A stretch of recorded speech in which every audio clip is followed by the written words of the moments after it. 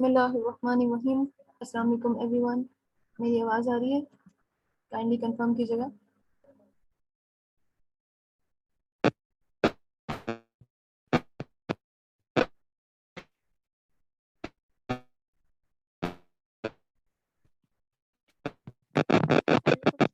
Miss Nazia, अपना mic जो है वो ऑफ कर लीजिए please.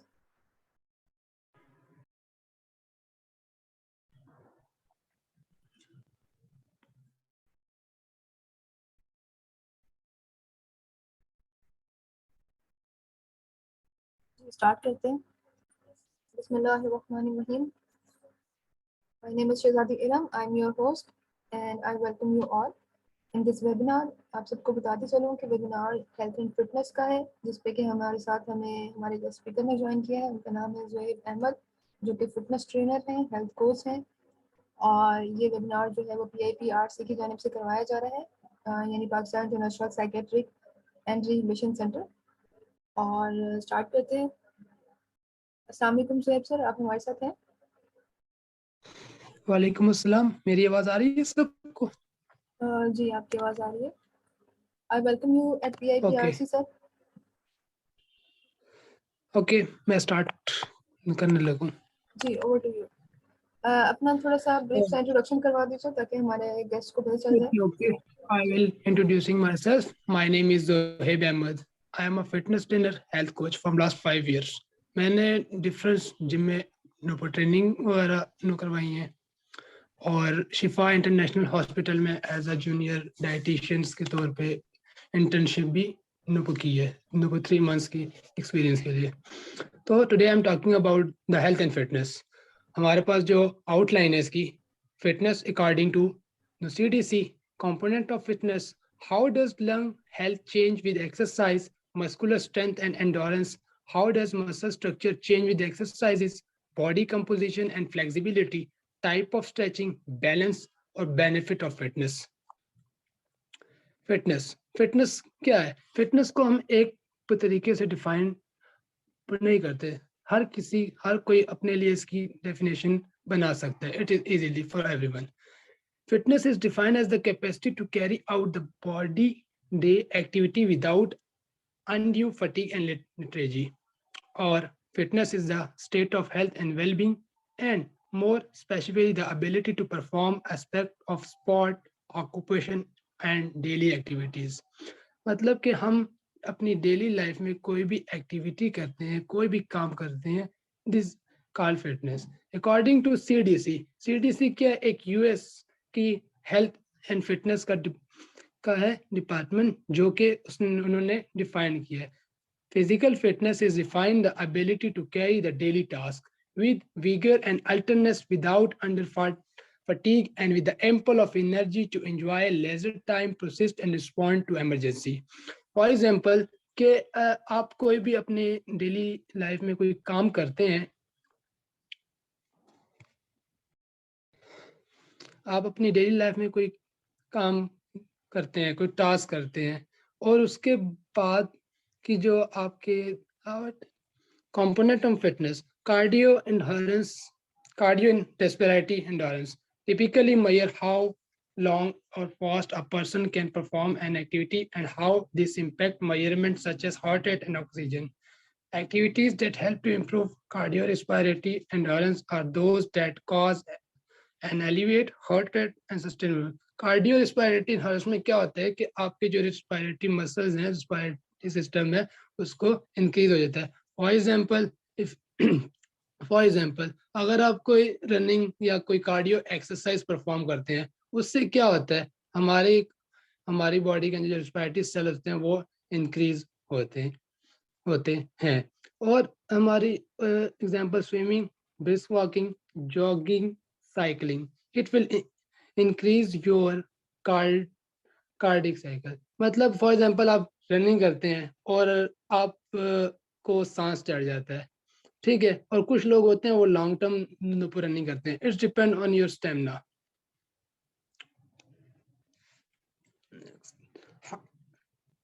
Next,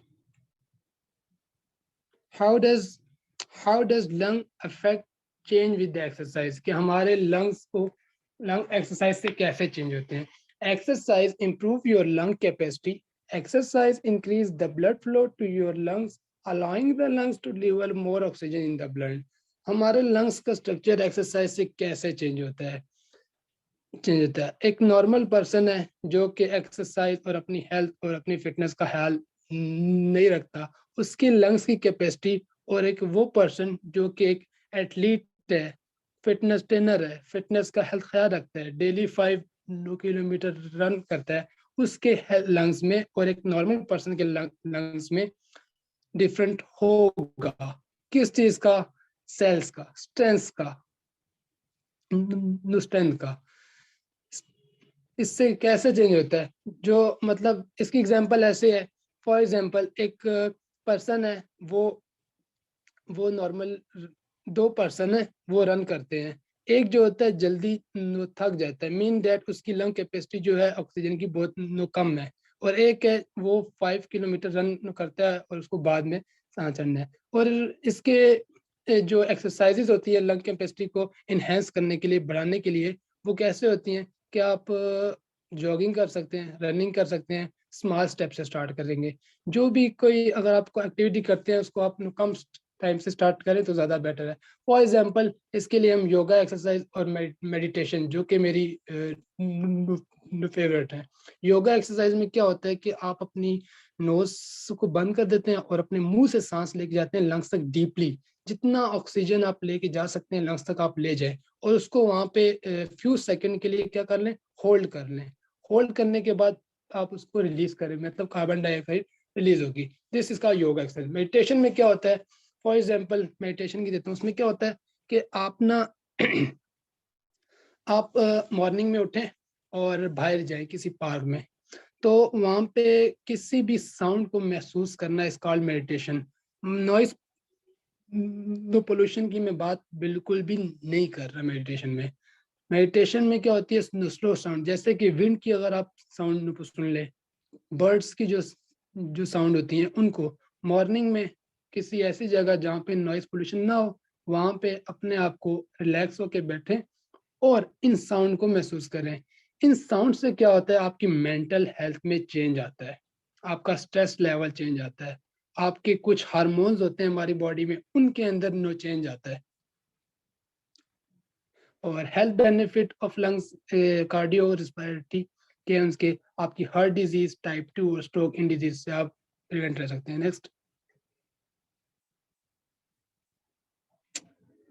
next, muscular strength, muscular endurance, muscular power, ये तीनों जो हैं आपस में इंटरलिंकिंग है।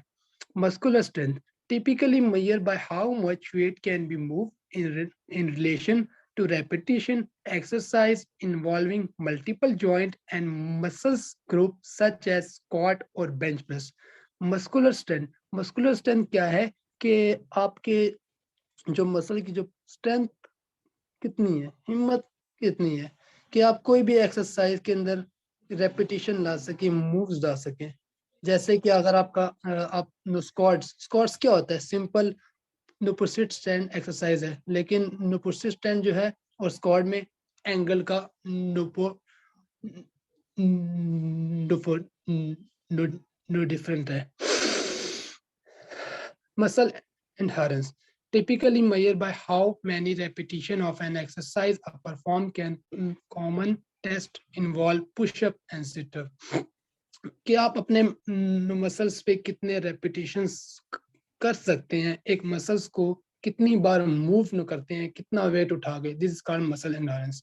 Muscular power typically measured by how much force can be generated during a given activity.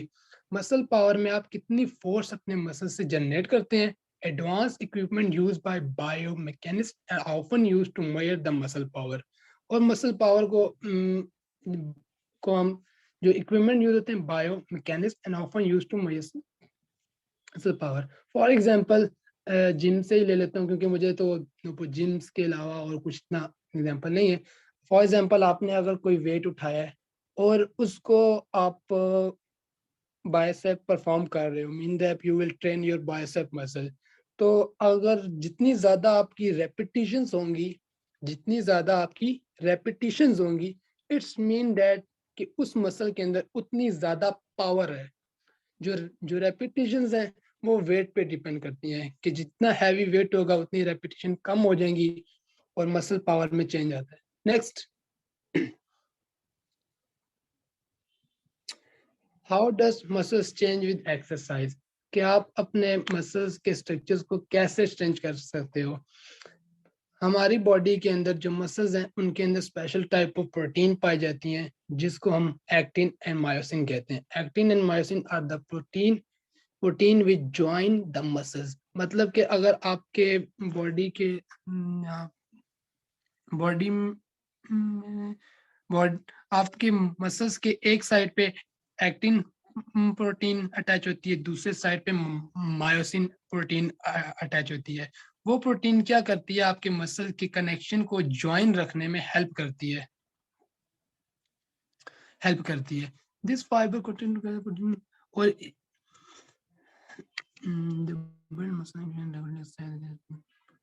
Next,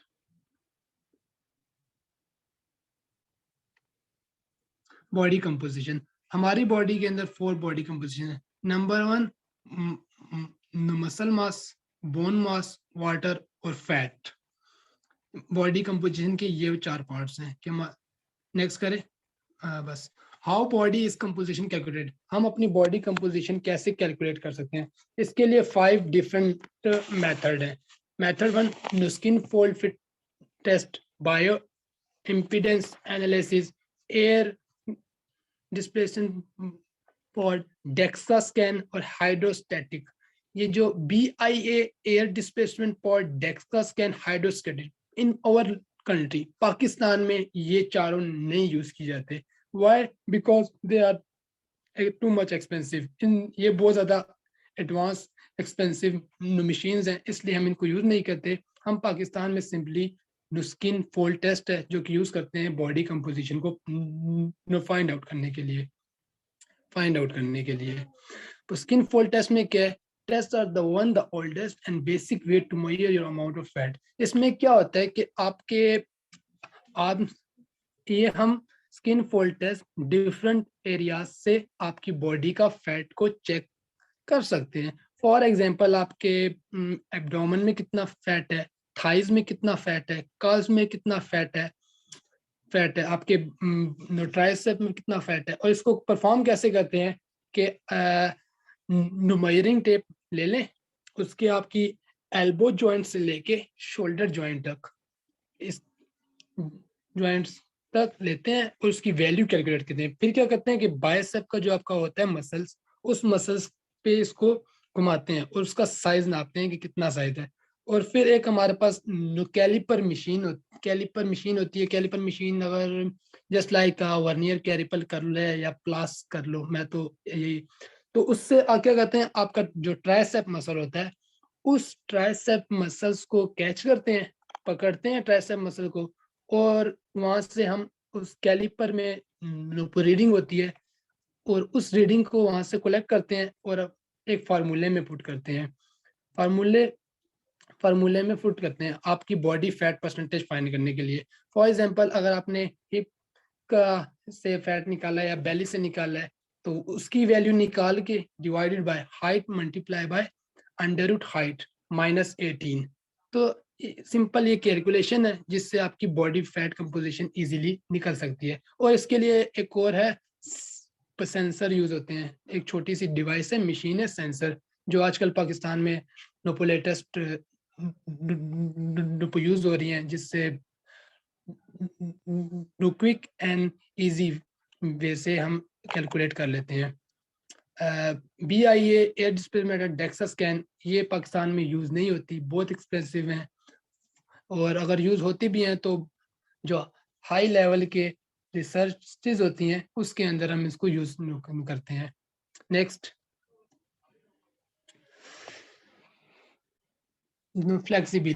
flexibility refer to the range of movement across a joint.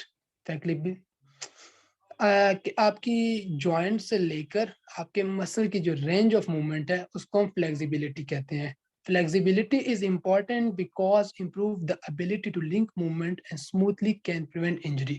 ये important क्यों है? क्योंकि जब भी आप मूवमेंट करते हैं, मूवमेंट करते हुए आपका जो मसल अगर स्ट्रेच हो जाए, फॉर एग्जांपल आपका मसल ज़्यादा पुल हो जाता है, समटाइम मसल पुल हो जाते हैं, जिससे आपको ये प्रिवेंट रहता है. It is a specific to each joint and depend on the number of variable, including the tightness of ligament and tendon.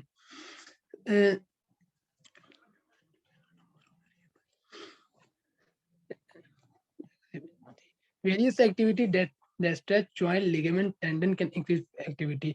हम डेली लाइफ में जो सी भी एक्टिविटी करते हैं उसमें हम अपने लिगामेंट टेंडन को मूव करा के इन फ्लेक्सिबिलिटी को इंक्रीज कर सकते हैं. फॉर एग्जांपल लिगामेंट क्या है?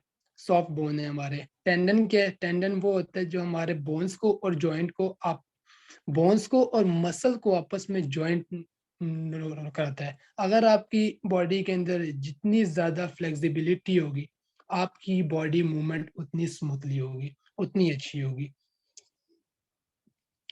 फ्लेक्सिबिलिटी जस्ट लाइक स्ट्रेचिंग, ये भी स्ट्रेंथ से आप इसका रिलेशन है. There are 3 common type of stretches that people use increase flexibility. Number 1, next. Stretching में क्या होता है कि आप क्यों करते, फर्स्ट ऑफ ऑल तो करते क्यों स्ट्रेचिंग? आप जब भी कोई फिजिकल एक्टिविटी करने लगे तो उससे पहले स्ट्रेचिंग करते हैं. क्यों? ताकि आपको कोई मसल इंजरी ना हो. Simple answer. डायनेमिक स्ट्रेचिंग क्या होती है कि आपकी जो फुल रेंज ऑफ मोशन होती है जिसमें हम अपनी कंप्लीट बॉडी को मूव कराते हैं, इस called dynamic stretching. For example warm up करना, जो स्कीपिंग एक्सरसाइज है, फुल बॉडी मूवमेंट जिसमें आपका एक मसल परफॉर्म कर रहा होता है, this called dynamic stretching. Ball stick stretching में क्या होता है कि आप एक स्पेसिफिक एरिया में को स्ट्रेच करा रहे होते हो, जो आप उसको वार्म अप करा रहे होते हो, एक स्पेसिफिक मसल्स को आप वार्म अप करा रहे होते हो, उसको स्ट्रेच कर रहे होते हो. This is called ball stick stretching. Static activity stretching क्या होती है? This refer to the holding the body or part of the body stretch position and maintaining that position for a period of time. For example, stretching of split. Balance क्या है कि अगर typically measured by how long a particular position can be held with or without some type of activity being performed. Simple tests such as standing one leg. Balance में आप क्या करते हो? अपनी बॉडी को बैलेंस रखते हो. फॉर एग्जाम्पल आप एक टांग ऊपर कर लो और एक टांग को जमीन पे नुप खड़े हो जाओ, तो अपने आप को बैलेंस जिनकी, और इसका भी रिलेटेड टू क्या है? नो स्ट्रेचिंग से रिलेटेड है, फ्लेक्सिबिलिटी से रिलेटेड है. जितनी ज्यादा आपकी नो स्ट्रेचिंग फ्लेक्सिबिलिटी अच्छी होगी उतना ज्यादा आपका बॉडी का बैलेंस अच्छा होगा. More advanced tests involve standing up steady object while trying to catch a ball. अगर आप खड़े हैं और कोई आपकी तरफ बॉल फेंक दी, जैसे क्रिकेट में खेलते हैं ना और डाई मारते हैं, और ये तो इससे रिलेटेड है. बेनिफिट ऑफ फिटनेस के बेनिफिट क्या है? Improve self-esteem. Is important to look in your mirror to see different yourself. Regular exercise takes some discipline. The benefit will carry over it all the part of your life. जब आप daily activity कोई perform करते हैं और अपने आप को mirror में देखते हैं, फॉर एग्जांपल एक नॉर्मल पर्सन भी अपने आप को सुबह उठ के मिरर में देखता होगा और एक जो डेली एक्टिविटी परफॉर्म करता होगा, दोनों की जो फीलिंग्स होंगी वो डिफरेंट होंगी. एक डल फील कर रहा होगा और एक प्लेजर फील कर रहा होगा, अपने आप को खुश महसूस कर रहा होगा. Number 2, decrease risk of osteoporosis. Exercise से हम क्या कहते हैं? हम बोन्स की डिसीज से बच सकते हैं. आपकी बोन्स में पावर इंक्रीज होती है. Increase energy. हमारी डेली एक्टिविटी जो होती है हमारी एनर्जी को इंक्रीज करती है. मतलब अगर एक बंदा डेली एक्सरसाइज करता है तो उसकी बॉडी के लिए एनर्जी तो जरूरी है, फूड भी जरूरी है जो कि as a source of energy काम करती है. Sharpness and mental focus. Daily activity जो होती है हमारी मेंटल हेल्थ को इंक्रीज करती है। हाउ, कैसे? अब विंटर्स में हम एक सिंड्रोम है जिसको हम सैड बोलते हैं, sad sad affective syndrome disorder, sad. तो वो क्या होता है कि हमारी बॉडी के अंदर हार्मोन यूज होता है। वो हार्मोन क्या होता है, हार्मोन का लेवल कम हो जाता है। क्यों? क्योंकि विंटर में धूप जो होती है ज्यादा आती नहीं है, जिसकी वजह से हमारी मेंटल हेल्थ। और इसका जो इसको हम ठीक कैसे कर सकते हैं? हम अपनी डेली एक्टिविटीज को, एक्सरसाइज को इंक्रीज कर सकते हैं, योगा कर सकते हैं, मेडिटेशन करते हैं। इससे क्या होता है, वो हमारा हार्मोन लेवल इंक्रीज हो जाता है और हमारी मेंटल हेल्थ नॉर्मल रहती है। इसीलिए तो हम कहते हैं ना कि विंटर में हमारा मूड मूड जो होता है अक्सर सैड सा रहता है, बोरिंग सा रहता है, बिकॉज ऑफ हार्मोन। उस हार्मोन का नाम है सेरोनिन, सेरोटोनिन हार्मोन और डोपामिन हार्मोन। इन हार्मोन्स की वजह decrease the risk of heart attack, help lower cholesterol level and pressure when the combined to some healthy eating choice help diminish to chance having a heart attack। हम heart attack से बच सकते हैं जब हम exercise करें। क्यों? हमारी बॉडी हार्ट अटैक से हम कैसे बच सकते हैं कि हम डेली एक्टिविटी परफॉर्म करते हैं तो उससे हर्ट अब एक से हम बच सकते हैं। Next, reduce depression. Exercise increase the production of endomorphin, which your body feel good hormone. Endomorphin primarily help one deal with the stress and reduce feeling fear। Endomorphin एक ऐसा हार्मोन है जो कि हमारी बॉडी में रिलीज होता है और हमें प्लेजर फील कराता है, गुड हार्मोन कराता है। अगर आप डेली एक्टिविटी नहीं करेंगे और इसका लेवल, एक्टिविटी लेवल कम होगा, तो your body will be contract. Contract mean आपका मसल सब कुछ कॉन्ट्रैक्ट रहेगा, आपकी मेंटल हेल्थ गुड नहीं रहेगी। Serotonin mood stabiliser, happier hormone, reward hormone इसको कहते हैं। Dopamine pleasure hormone, motivational role in brain reward system, जो कि मैंने ऑलरेडी मेंटल हेल्थ में बता दिया। डिक्रीज स्ट्रेस लेवल, वो भी इन हार्मोन्स की वजह से होता है कि अगर सम टाइम आपकी बॉडी में हार्मोन्स का लेवल कम हो जाए, उस वजह से भी होता है। और कुछ इन्वायरमेंटल फैक्टर भी आप कह सकते हैं। जब आपको इन्वायरमेंटल फैक्टर होंगे आपके ब्रेन पे, वो अफेक्ट करेंगे, तो ऑटोमेटिकली ये हार्मोन क्या होंगे, लो हो जाएंगे। उनसे बचने के लिए आप डेली की 30 to 40 मिनट फिजिकल एक्सरसाइज करें तो आपकी मेंटल हेल्थ स्ट्रांग रहेगी। नंबर 4,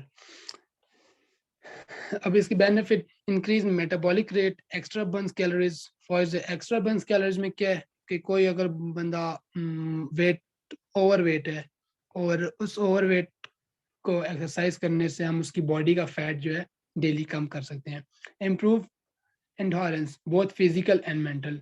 हम जो हम enable weight loss and help keep it off, provide more muscular definition, tones and free muscle, enhance enhance coordination and balance, enhance the quality of sleep, improve digestion।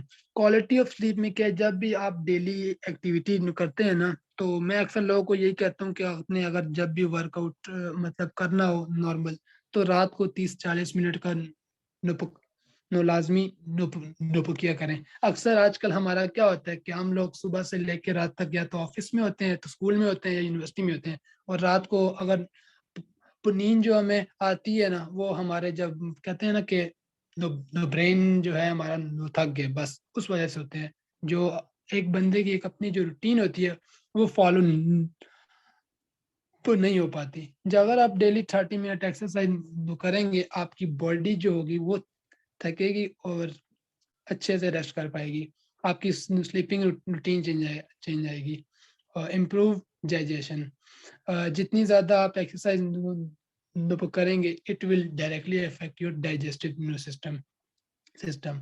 Exercise जो करेंगे, calories loss होंगी, you need more energy, आप food खाएंगे। और food में भी ये नहीं होता कि आप फिटनेस अगर जिम में होते हैं ना, तो अक्सर लोग ना डाइट रखते नहीं है और उनकी बॉडी में चेंजेस आती नहीं है।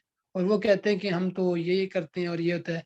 तो मेन रोल जो फिटनेस और हेल्थ में है आपकी, अगर मेंटल हेल्थ है या अगर आपकी आप तो सारा रोल क्या है, नो, नो डाइट का रोल है। मेन चीज क्या है इसमें, डाइट है, डाइट है। ओके, जी थैंक यू। अब अगर माशाल्लाह। आपने कोई क्वेश्चन पूछने हैं, आप you can any type of question, any mental health question अगर पूछने हैं, ओबेसिटी से रिलेटेड कोई क्वेश्चन पूछने हैं तो आप पूछ सकते हैं। बिकॉज वो कहते हैं ना कि अगर आप जितने, आप तब तक कुछ सीख नहीं पाएंगे जब तक आप क्वेश्चन नहीं पूछेंगे। जितने ज्यादा आप नो क्वेश्चन पूछेंगे उतने ज्यादा मैं आपको आंसर दे पाऊंगा और आप अच्छे से नो को लर्न नो कर पाएंगे। Fitness and health is a complex lecture. आप इसको एक साइड पे नहीं लेके जा सकते कि आप अगर मैं कहूँ कि इसको एक पे, इसमें जैसे अब कंट्रास्ट आ रही है body composition.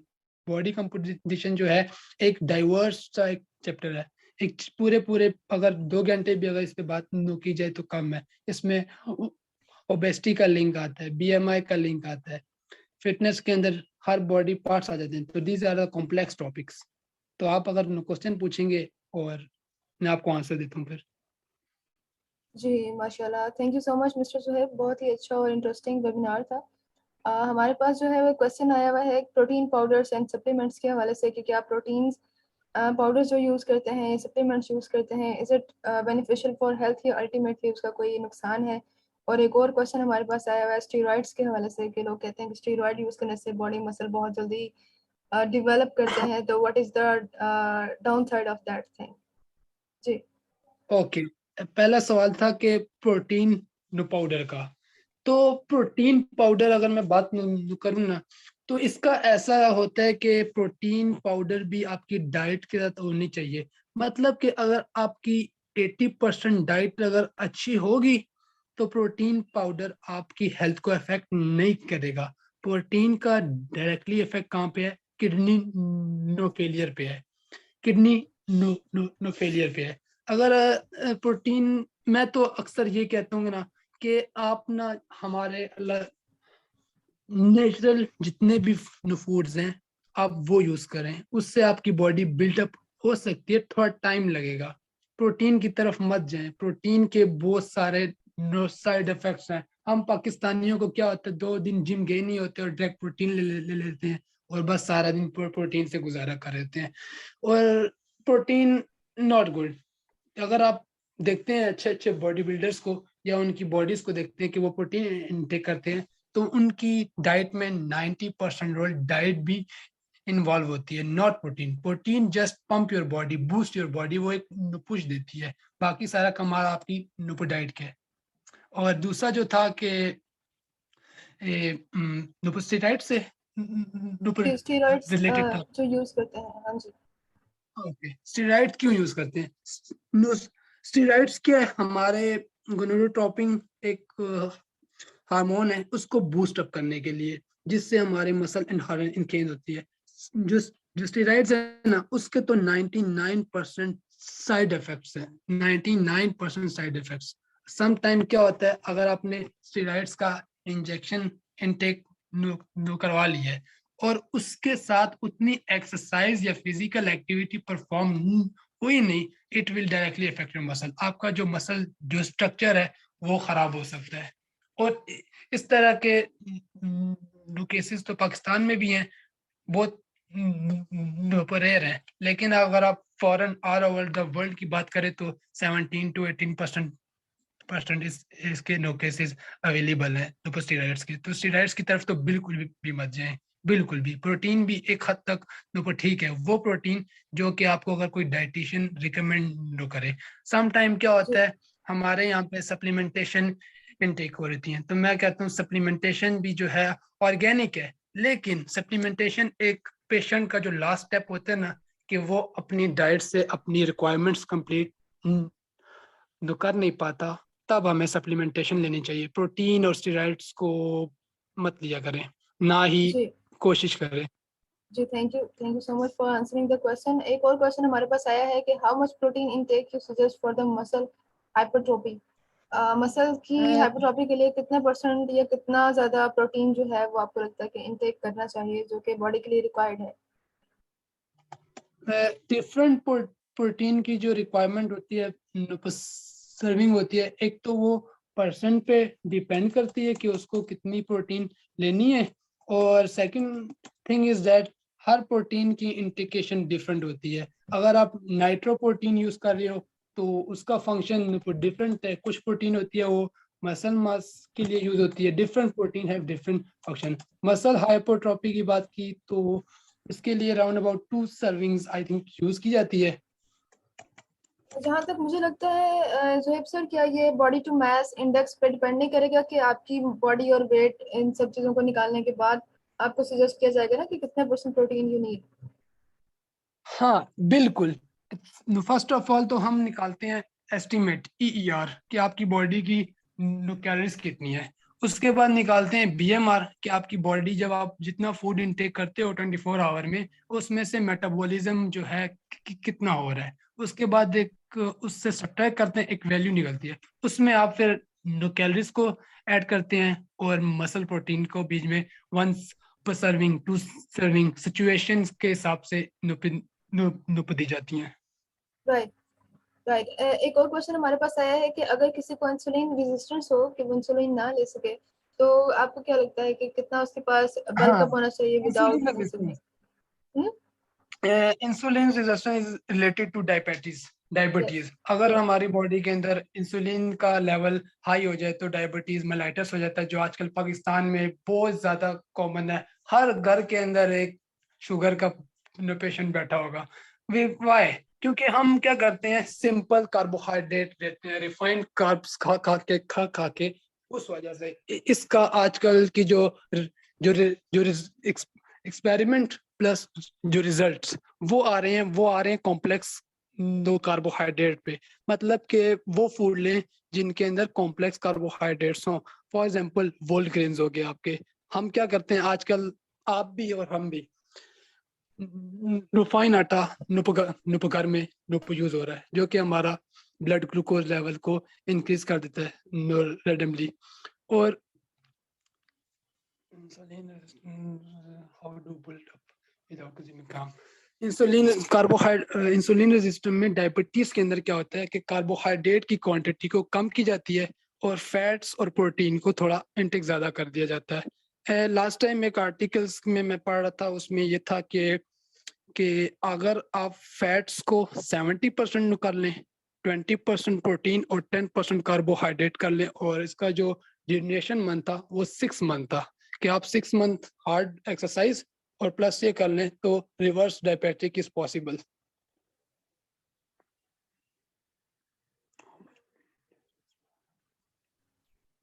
Thank you so much for answering the question. हमारी मीटिंग का टाइम जो है वो एंड होने वाला है। अगर ये मीटिंग एंड हो जाती है तो उसके बाद आप सबसे रिक्वेस्ट है कि आप अगेन सेम लिंक से ज्वाइन कर सकते हैं फॉर क्वेश्चन आंसर सेशन। अगर किसी और का भी अभी कोई क्वेश्चन है तो पूछ सकते हैं। एक क्वेश्चन हमारे पास है कि वेट लॉस के लिए जो लोग कुछ मेडिसिन यूज करते हैं, कुछ जैसे कहते हैं ना देसी दवाइयाँ भी हैं और कुछ दूसरी दवाइयाँ भी हैं, तो जब उसको यूज करते हैं नहीं तो नहीं नहीं, अल्टीमेटली उसका जो इम्पैक्ट पड़ता है वो हमारी ओवरऑल बॉडी पे पड़ता है। तो आप इस हवाले से क्या सजेस्ट करेंगे? एक तो होते हैं ना कि इफेक्टिव टोटके यूज होते हैं जो कि डाइटिशियंस ही और हेल्थ जो काउंसलर यूज कर रहे होते हैं, जिन जो नॉलेज के साथ उनको अप्लाई करते हैं। एक होते हैं पुराने जमाने में जैसे कि टोटके यूज होते हैं, तो टोटकों की तरफ ना जाए। Weight loss is very easy. कैसे वेट लॉस करना है? डेली अपनी फर्स्ट ऑफ ऑल डाइट, अपना स्लीपिंग पैटर्न, अपना जो लाइफस्टाइल। वेट लॉस का जो क्वेश्चन था इसमें डिफरेंट 2 से 3 केसेस हैं। नंबर 1 केस, एक वो केस जो बंदा कहता है कि मैं सुबह 9 बजे जाता हूँ, रात को 9 बजे आता हूँ। ऑफिस पर्सन कह लें या स्कूलिंग पर्सन कह लें, जो कहता है मेरे पास फिजिकल एक्टिविटी का टाइम है ही नहीं। उसके लिए हम क्या कहते हैं, उसका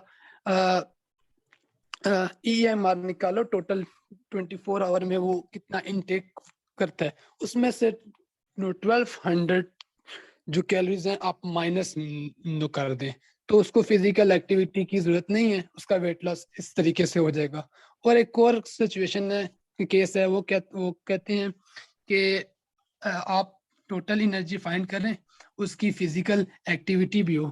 physical activity it depend on physical activity new factor, कि आप वेरी एक्टिव हैं, मॉडरेट एक्टिव हैं, हाईली एक्टिव हैं, इस पे डिपेंड करता है। वो निकालने के बाद 500 कैलोरीज जो है माइनस कर दें, तो एक केस ये है। तीसरा केस ये होता है कि बंदे की बॉडी पे डिपेंड करता है कि उसको कितने से कितने वेट में आना है। और जो देसी टोटके हैं, तो आजकल का सिंपल एक, तो देसी टोटके पे ना जाए तो सिंपल सा है, डेली अपने डाइट के अंदर सुबह उठ के एम्प्टी स्टमक 1 से 2 टेबलस्पून लेमन लें, और नीम पानी, गर्म पानी, ठंडे पानी में लेमन वाटर ना डालें, सिंपल पानी में डालें और आप पी लें। तो विद इन 10 डेज के अंदर आप अपनी बॉडी का रिजल्ट देख लें कि वेट लॉस हो रहे हैं या नहीं।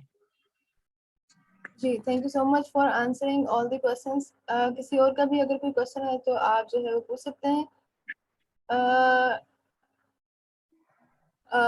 फरह फरह फरह राजा, आपका जो है वो कोई क्वेश्चन है तो आप जो है वो दोबारा से कर सकती हैं, क्योंकि मीटिंग जो है वो हमारी एंड हो गई थी। अगर आपने कोई क्वेश्चन ड्रॉप किया था तो प्लीज रिपीट कर दीजिए।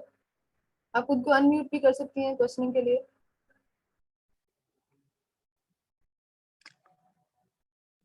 आई थिंक किसी का क्वेश्चन नहीं है। मीट फॉर्मिंग के हवाले से कोई नहीं, क्वेश्चन है? मेरा क्वेश्चन है। अस्सलाम वालेकुम। वालेकुम मेरा अस्सलाम। है वेट को मेंटेन, जब हम वेट लूज करते हैं, फर्ज कर लें, उसके बाद हमें मेंटेन रखने के लिए क्या करना चाहिए कि वो उतना ही रहे, जैसे कम हुए हैं तो वो कम ही रहे। इसका सिंपल आंसर ये है कि अपनी आपकी बॉडी की रिक्वायरमेंट जितनी भी कैलोरीज हों उतनी ही इनटेक करें। फॉर एग्जांपल, अगर आपका बॉडी वेट 60 है और आप कहते हो कि ये बॉडी वेट 60 ही रहना चाहिए, तो इट्स योर कैलोरीज रिक्वायरमेंट कि आपको उतना ही फूड खाना चाहिए। फॉर एग्जांपल, मेरी बॉडी की जो रिक्वायरमेंट है वो 2800 नो कैलोरीज है। मेरा वेट 74 है। अगर मैं 2800 कैलोरीज डेली नहीं इनटेक करूंगा या इससे ज्यादा अगर कर दूं तो वेट गेन होगा। अगर इससे मैं कैलोरीज को कम कर दूं तो मेरा वेट लॉस होगा। It depend on your calories. अपनी कैलोरीज को कांस्टेंट रखें,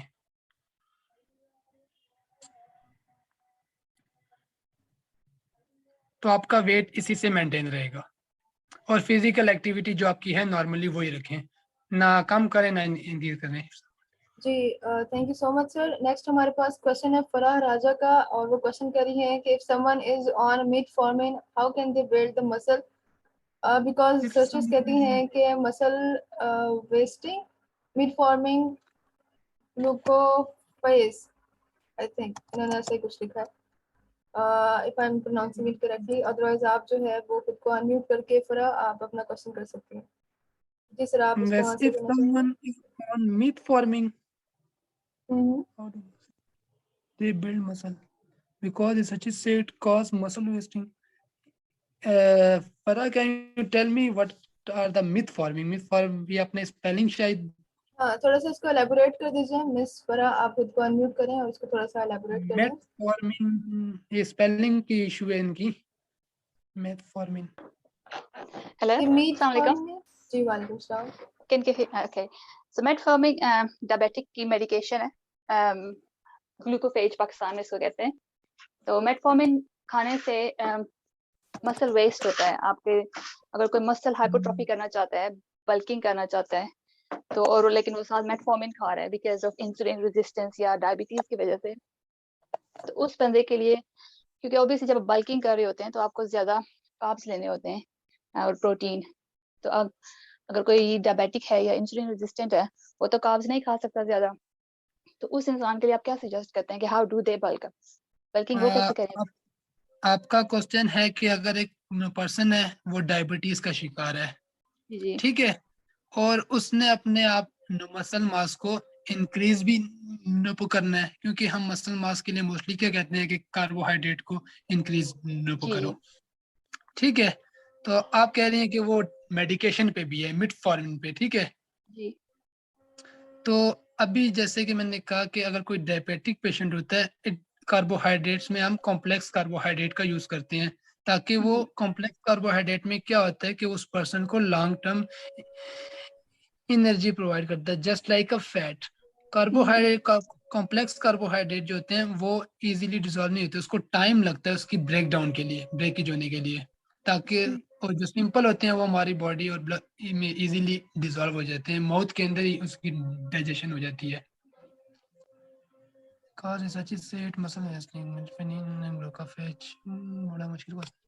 तो मेरा कहने का मकसद ये है कि अगर कोई बल्किंग करना चाहता है, somebody wants to bulk up, muscle hypertrophy करना चाहता है, लेकिन वैसे तो जनरली रिकमेंडेशन ये होती है ना कि अगर आप जब बल्किंग कर रहे हो तो आप ज्यादा प्रोटीन इंटेक करो और साथ कार्ब्स भी करो, ताकि आपकी बॉडी को फ्यूल मिले to build up the muscle. ज्यादा प्रोटीन का इसमें कॉन्सेप्ट नहीं है। ज्यादा प्रोटीन का कॉन्सेप्ट कहाँ पे आता है? जब आप ओबेसिटी में हो और ओवरवेट में हो, तो आपको प्रोटीन इंटेक थोड़ी बढ़ा देनी चाहिए। प्रोटीन इंटेक ज्यादा करने से हम अपना वेट कम कर सकते हैं, ज्यादा भी कर सकते हैं, लेकिन अगर कोई बल्किंग करना चाह रहा है, सिर्फ मसल ग्रोथ करना चाह रहा है, बल्किंग में तो ये मसल हाइपरट्रॉफी करना चाह रहा है, तो you need can I answer this question please?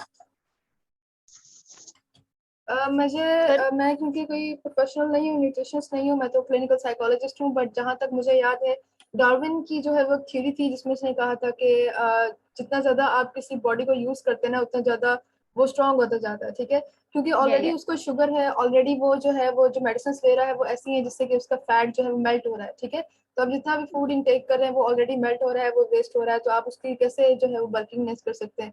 तो सोल्यूशन है या तो आप जिम ज्वाइन कर लें, थोड़ी बहुत अपनी एक्सरसाइज करें, मसल को जितना यूज करेंगे उतना ज्यादा मसल स्ट्रांग हो जाएगा, ठीक है, तो उससे भी जो है वो आपको बेनिफिट हो सकता है। दूसरा ये कि जो शुगर है, शुगर की बीमारी में ऑलरेडी बॉडी जो है वो थोड़ी सी समझ लेंगे फैटीनेस की तरफ जाना शुरू हो जाती है, ठीक है, तो वो ऑलरेडी उस पोजीशन पे होगा कि वो मेडिसिन जो यूज कर रहा है वो उसके साथ स्टेबल रहे, तो उसके बावजूद भी अगर वो ये चाह रहा है कि उसके साथ भी मैं कुछ और इनटेक भी करूँ, तो मुझे नहीं लगता, क्योंकि दो डिजीज होती है ना, एक होती है मेन डिजीज और एक होती है उसके साथ मॉर्बिडिटी एंड कोमॉर्बिडिटी का जो कॉन्सेप्ट होता है, तो कोमॉर्बिडिटी बहुत ज्यादा इम्पेक्ट करती है, हम उसको देख के मेडिसिन देते हैं, कभी भी इस तरह से ब्लाइंडली मेडिसिन नहीं दी जाती कि वो ये भी चाह रहा है, वो उसकी चाहत नहीं देखेंगे ना, हम देखेंगे कि पॉसिबल क्या है, उसके लिए पॉसिबल है भी या नहीं, तो उसके लिए जो बेटर सोल्यूशन है वो ये कि वो जिम ज्वाइन करे और वहाँ पे एक्सरसाइज करे। What you think sir? जी जोएब सर। इसके हवाले से तो मैं यही कहूँगा कि जो अगर वो चाह रहा है, वो एक तो डायबिटिक का पेशेंट भी है और मेडिकेशन पे भी है, और वो चाह रहा है कि मैं बिल्ड अप करूँ, तो यहाँ पे हम सम टाइम केस पे डिपेंड करता है कि उसका डायबिटिक लेवल क्या है। मेडिकेशन के साथ साथ आपकी डाइट अगर स्ट्रांग होगी तो मसल बिल्डअप हो जाता है। एक साइड पे आप मेडिकेशन को इनटेक कर रहे हो और साथ में डाइट भी आप इतनी अच्छी रख रहे हो, तो इसके जो साइड इफेक्ट नेगेटिव रिजल्ट हैं वो बहुत दो कम आएंगे। और भी द ऑनेस्ट कहूँ तो ऐसा केस ना मैंने कभी देखा है ना मैंने कभी पढ़ा है, तो I don't have an idea about this. Exactly, लेकिन मेरा पॉइंट ये है कि सॉरी, जब मसल हाइपरट्रॉफी आपने करनी है, you want to grow your muscle, तो मसल प्रोटीन सिंथेसिस के लिए एमपीएस जो पाथवे होता है बॉडी में, उसके लिए आपको प्रोटीन ज्यादा खानी पड़ती है। लेकिन सम टाइम हम यहाँ पे ऐसा भी करते हैं कि प्रोटीन के इंटेक करने से प्रोटीन सिर्फ आपकी मसल्स में कटिंग लेकर आता है, कार्बोहाइड्रेट्स और फैट से हम अपना मसल ग्रो इजीली करवा सकते हैं। सो बेसिकली अगर आपने देखा हो कि सम टाइम जब बॉडी बिल्डर्स होते हैं वो पहले अपनी बॉडी के अंदर मास लाते हैं, अपनी बॉडी के अंदर फैट लाते हैं, और उसके बाद वो क्या करते हैं कि प्रोटीन का इंटेक ज्यादा कर देते हैं उस फैट को लूज अप करने के लिए, उससे मसल मैस आ जाए। हमारी बॉडी के ऊपर सबसे पहले क्या है, नुपो स्किन है, उसके नुपो नीचे फैट आता है, उसके नुपो नीचे मसल आता है। बिल्कुल। तो बेसिकली आप ये कहना चाह रहे हैं कि मसल हाइपरट्रॉफी कीटोजेनिक डाइट पे हो सकती है, इसके लिए जरूरी नहीं है कि आपका कार्ब इंटेक ज्यादा हो। नहीं, कीटोजेनिक डाइट का कॉन्सेप्ट भी डिफरेंट है। First of all, ketogenic diet ना हम वेट गेन के लिए यूज करते हैं ना वेट लॉस के लिए यूज करते हैं। नंबर 2, कीटो डाइट जो है वो सिर्फ मेंटल हेल्थ के लिए यूज की जाती है, जस्ट लाइक एपिलेप्सी की नहीं है डिजीज, वो मेंटल हेल्थ के जो पेशेंट है उनके लिए यूज करते हैं। कीटोजेनिक अगर आप वेट लॉस के लिए यूज करवाएंगे या मसल गेन के लिए, मेजॉरिटीज लोगों को आजकल क्या है कि कीटो डाइट यूज करवाते हैं और वेट लॉस भी हो जाता है और 2 महीने बाद डबल वेट गेन हो जाता है, तो उसके साइड इफेक्ट्स बहुत ज्यादा हैं, तो कीटो डाइट भी रिकमेंडेशन नहीं की जाती। सही। जी, और कोई क्वेश्चन है एक किसी का? क्वेश्चन, सॉरी जी जी। सॉरी आखिरी क्वेश्चन। मसल हाइपरट्रॉफी के लिए, मसल आपने बल्क अप करना है, तो एक मसल फॉर एग्जांपल कोई भी ले लें आप, उसको बल्क अप करने के लिए हफ्ते में आपको कितनी दफा उसको ट्रेन करना चाहिए? एक training muscle, frequency. Good question. एक जो आपके मसल्स डिपेंड करते हैं कि शॉर्ट मसल है कि लॉन्ग मसल है। जैसे हमारा बाइसेप है, छोटा मसल है, और आपके एब्डोमेन्स में जो विंग्स वगैरह आ जाते हैं, लार्जर मसल्स आते हैं। तो हमें एक मसल को रेस्टिंग जो है ना, वो 24 आवर से ज्यादा है। मैं अपने मसल को 36 आवर प्रॉपर रेस्ट देता हूँ ताकि उसका बल्कअप अच्छा हो, जैसा है वैसा ही रहे, ना कम हो ना ज्यादा हो। क्योंकि मैं लास्ट टाइम मैंने अपने कॉलेज लेवल पे एथलीट्स का अवार्ड लिया था, और इस मसल्स को वीक में 3 से ज्यादा टाइम ट्रेन तो नहीं करना सर। हाँ, एक दिन छोड़ के एक दिन छोड़ के एक दिन, depend on what type of your muscle you train. इसलिए तो अगर फॉर हम जाते एग्जांपल हैं, फॉर क्वाड्स एग्जांपल जैसे कि अगर आप जिम जाती हैं, यानी आई डोंट नो, तो आप जी। कोई क्या करता है, एक दिन आप नो शोल्डर लगाता है, एक दिन बैक लगाता है, एक दिन अपने नो चेस्ट मसल को ट्रेन करता है, एक दिन नो लेग्स को लगाता है, और एक दिन जो होता है बाइसेप, ट्राइसेप और नो फोर आर्म। अब ये बाइसेप, ट्राइसेप, फोर आर्म क्या है? शॉर्ट मसल है। इसको अगर आप एक रात की नुपरेस दो तो कल तक 16, 18 या 20 घंटे में ये इजीली नुप रिकवर हो जाते हैं। लेकिन लोग क्या करते हैं, इसको वीक में नुप 3 मरतबा लगाते हैं अपने नो चेस्ट के साथ या नुपलेक्स के साथ 2-2, 3-3 रेपिटेशंस के नो सेट्स लगा लेते हैं। सही। तो लोअर बॉडी के लिए आप क्या कहते हैं? फॉर एग्जांपल क्वाड्स हैं जैसे, या हैमस्ट्रिंग्स हैं, इसको क्या करना है लोअर बॉडी को? लाइक फॉर एग्जांपल आप क्वाड्स ग्रो करना चाहते हैं, तो ये लॉन्ग Quads, मसल्स हैं या शॉर्ट मसल्स हैं? ये हमारे अगर बॉडी में कहें ना, तो ये सबसे बड़े मसल हैं हमारे स्क्वाट, जिसपे सबसे ज्यादा नो टाइम लगता है बनाने में। बनाने में। ओके। मुझे इसको एक्टिव रखने में, इसकी स्ट्रेंथ को, इसकी पावर को मेंटेन रखने में 6 साल हो गए हैं। ओके, सो तो it's basically hard to build lower body. Yes, exactly. Okay. और बॉडी बिल्डिंग में सबसे ज्यादा मार्क्स इसी के आते हैं। लोअर बॉडी के 70 मार्क्स होते हैं, अपर बॉडी के 30 मार्क्स होते हैं। अच्छा। जी, क्योंकि ये सबसे मुश्किल है इनको नुप ट्रेन करना। बाकी एब्स, विंग्स, बैक आप इजीली ट्रेन कर लेते हो, लेकिन आपकी लोअर बॉडी जो है, आपकी थाइज है, ये ट्रेन जल्दी नहीं होती। इसको प्रॉपर रेस्ट, प्रॉपर नुप ट्रेनिंग, प्रॉपर नु कोचिंग, प्रॉपर मोटिवेशन मिलेगी तब ये ट्रेन होगा। और अच्छा, ये डिफरेंस होता है कि फॉर एग्जांपल मेन और फीमेल बॉडी का, कि मेन बिल्ड मसल्स क्विकली और वुमेन नहीं उतने बिल्ड नहीं, करती, ये बात सही है?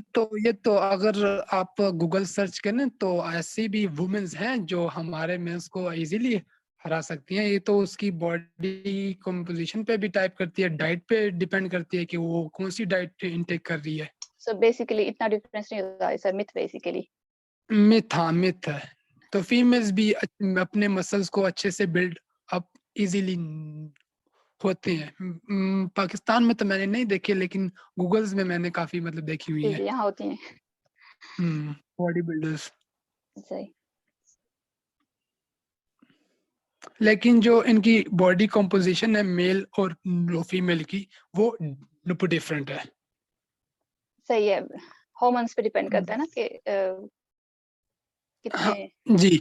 फीमेल्स की जो कैलोरीज होती हैं, ये जो कैलोरीज इनटेक है, वो वेट, हाइट और एज पे डिपेंड करता है, बॉडी कंपोजिशन पे डिपेंड करता है, इन चीजों पे डिपेंड करते हैं।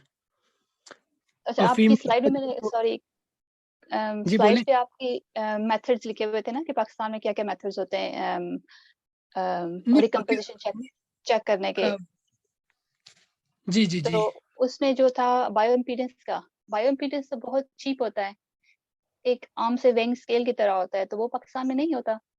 लाइक नहीं, पाकिस्तान में मेजोरिटी जो है no skin fold no thickness ही नो यूज नो की जाता है। मैंने अभी तक तकरीबन 6 महीने 20 डेज शिफा में की ट्रेनिंग, अहमद नुपो क्लिनिक, और यहाँ पे तकरीबन मैंने जहाँ जहाँ काम किया मैंने वहाँ पे ऐसी मशीनरी नहीं देखी। जिस डाइटिशियन के पास भी मैं गया था सजेस्ट करने, उन्होंने स्किन बेस फोल्ड थिकनेस किया तो बिकॉज वो इट इज एक्यूरेट होता है, वो कितना एक्यूरेट होता है? एक्यूरेट होता है। मेजोरिटी एक्यूरेट आंसर ही आता है। क्योंकि मैं सोच रही थी, क्योंकि जो नॉर्मल वेइंग स्केल होता है, बायो इम्पीडेंस का बिल्कुल उसी तरह एक स्केल होता है, वो आपकी बॉडी में पाँव के जरिए आपके करंट सेंड करता है, और आप फोन जी के जी। साथ ब्लूटूथ के साथ कनेक्टेड होती हैं एप्स। वो तो बहुत चीप होता है, मैं बड़ी सरप्राइज हूँ कि वो पाकिस्तान में नहीं है। आप कह रहे हैं कि आप शिफा में काम करके आए हैं, तो शिफा में भी नहीं है। चीप आपने ये कहाँ पे मतलब देखा है, BIA का आपने कहाँ पे देखा कि किसी मैं बंदे के यूके में पास? रहती हूँ, सॉरी मैं पाकिस्तान में नहीं रहती, इसलिए मैं जानना चाहती हूँ कि पाकिस्तान में क्या क्या अवेलेबल है, वहाँ की फैसिलिटीज। तो यूके में तो मेरे घर में है फॉर एग्जाम्पल, लेकिन मुझे हैरत हो रही है कि वो इतना महंगा नहीं होता। ज्यादा से ज्यादा कोई 7-8 हजार का होगा, तो वो हॉस्पिटल्स में होना चाहिए। फॉर एग्जाम्पल शिफा की आप बात कर रहे हैं। नहीं, ऐसे जो इतने भी हम डाइटिशियंस वगैरह हैं ना, वो जी थिकनेस ही यूज करते हैं because it is easiest method, और आपका 95 98 99% इससे बॉडी फैट कंपोजिशन पर निकल आता है। लेकिन हॉस्पिटल्स के अंदर मेजॉरिटी वो यूज करते हैं बस नो सेंसर टाइप होती है मशीन, जिस पे आप बॉडी, एक पर्सन होता है वो नो स्टैंड अप लेता है जी और जी जो खड़ा होता है उससे आप वैल्यूज डिफरेंट निकलती हैं और वो कैलकुलेशन करते हैं और निकाल लेते हैं। सही। तो आपको कांटेक्ट करने के लिए पर्सनली ईमेल एड्रेस कोई या कोई छापा वगैरह छोड़ दें, तो मैं आपसे इस पे ज्यादा लाइक फर्दर डिस्कशन करना चाहती हूँ। वो कि आप आप मैम जो है वो नाजिया से कांटेक्ट। एक सेकेंड, आप जो है वो उस तरह से पर्सनली कांटेक्ट नहीं कर सकती। आप जो है PIPRC के प्लेटफॉर्म के जरिए कांटेक्ट करेंगी। तो आप जिस ग्रुप में ओके है, व्हाट्सएप ग्रुप में, आप वहाँ पे मैसेज ड्रॉप कर देंगी, आपकी अपॉइंटमेंट हम फिक्स कर देंगे। उसके जो चार्जेस होंगे वो पे करेंगी आप, और जूम पे ही आपकी जो है वो क्लासेस जो है वो हम सर के साथ अरेंज करवा देंगे, अगर आप इंटरेस्टेड हैं तो। ठीक है? ठीक है।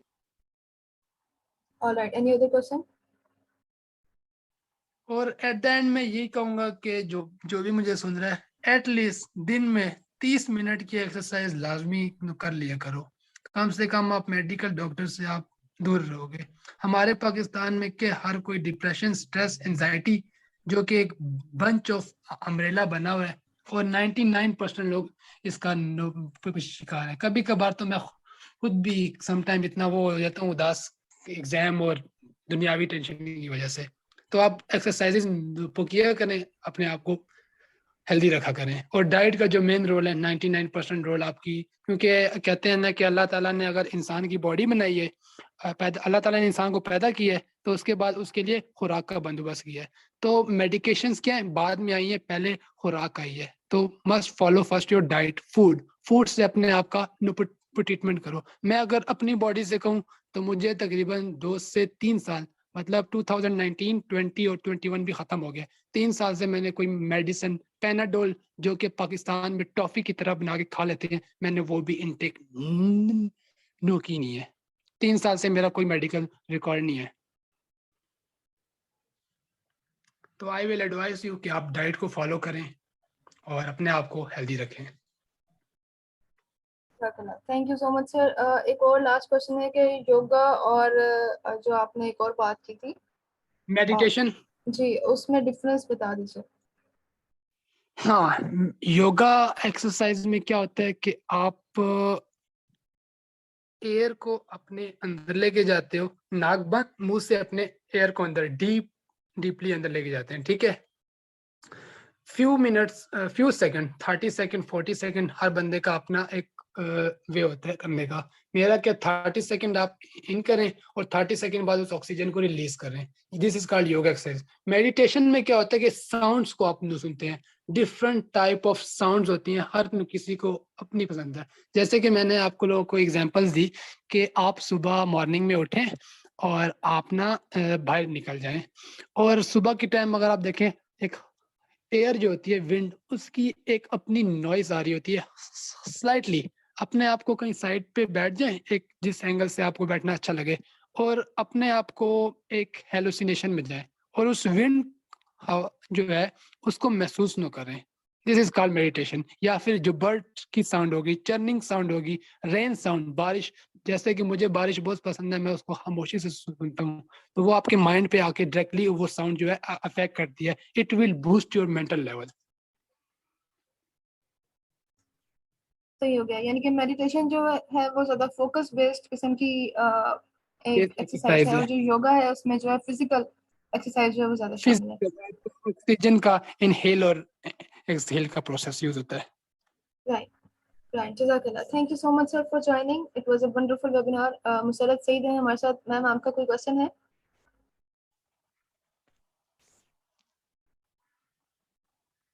Do you have any नहीं, अब जो नहीं है क्वेश्चन। अच्छा, ठीक है जी, उनका कोई क्वेश्चन नहीं है। Thank you so much sir for joining, it was a wonderful webinar. और आपने अपना कीमती वक्त निकाला हमारे लिए, बहुत कुछ सीखने को मिला आपसे, बहुत सारी चीज़ें क्लियर हुई। ये वो नॉलेज है जो कि हर बच्चे को, हर बड़े को होना चाहिए, लेकिन हमारे यहाँ इतना नॉलेज, इतनी अवेयरनेस लोगों को ये नहीं है। नॉलेज, इसके बारे में मैं ये कहूँगा कि ये नॉलेज के एटलीस्ट अपने घर के अंदर कम से कम एक अफराद को लाजमी होना चाहिए, बिल्कुल, ताकि बिल्कुल होना उसको ये चाहिए। पता हो कि बॉडी कंपोजिशन क्या है, बीएमआई क्या है आपकी, ताकि वो आपकी हेल्थ का एक इमेज निकाल सके कि मेरा भाई या मेरे अब्बू या मेरी अम्मी या मेरी सिस्टर या मेरा दोस्त कौन सी हेल्थ की तरफ जा रहा है। और मोस्टली लोगों को ये नहीं पता, पाकिस्तान में नहीं पता, गारंटेड दे रहा हूँ मैं।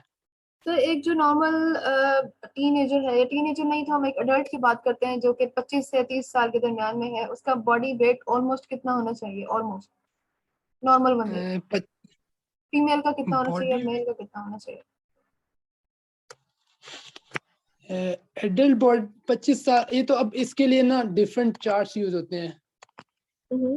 तो वो चार्ट से देख के आप इजीली बता सकते हैं कि अगर एक पर्सन है 25 उसकी एज है, तो उसका बॉडी वेट कितना होना चाहिए। क्योंकि फीमेल के हवाले से ना थोड़े से और कॉम्प्लिकेशंस भी आते हैं, इस लिहाज से कि मतलब चाइल्ड बेयरिंग एबिलिटीज भी होती हैं, और वो सारी चीज़ें, प्रेगनेंसी और वो सारी चीज़ें डिपेंड करती है ना, तो मेल के साथ ऐसा कोई इशू नहीं होता।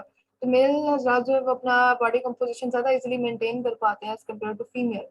तो इस वजह से जो है वो ये क्वेश्चन किया गया, ये मुझसे काफ़ी डिटेल में ये जो है मुझे मैसेज मिला है इस क्वेश्चन के हवाले से। तो ये पूछा जा रहा है कि 25 से 30 के दरमियान फीमेल का जो है वो नॉर्मल बॉडी वेट ऑलमोस्ट कितना होना चाहिए? It's depend your ideal body weight. अगर आप उस पर्सन की मुझे हाइट, एज वगैरह बता दें, तो मैं उसकी एज के हिसाब से उसका बॉडी वेट बता दूंगा कि 25 की उसका फिर निकालना इजी है। It will also a calculation में करूंगा तो पता लग जाएगा। ठीक हो गया, ठीक हो गया। Thank you so much sir for joining, it was a wonderful webinar. आपने अपना कीमती वक्त निकाला और हमें सीरियसली हमें आपने बहुत ही यूनिक और बहुत ही बेहतरीन नॉलेज दिया। Thank you so much for coming sir, and जज़ाकल्लाह। Thank you so much for all the participants, जिन पार्टिसिपेंट्स ने हमें ज्वाइन किया। आपकी शिरकत, आपकी शमूलियत हमारे लिए बहुत वैल्यू रखती है। इंशाल्लाह हम नेक्स्ट वेबिनार में मिलेंगे, और अपना ख्याल रखिएगा सब लोग। हाफिज़। अल्लाह हाफिज़।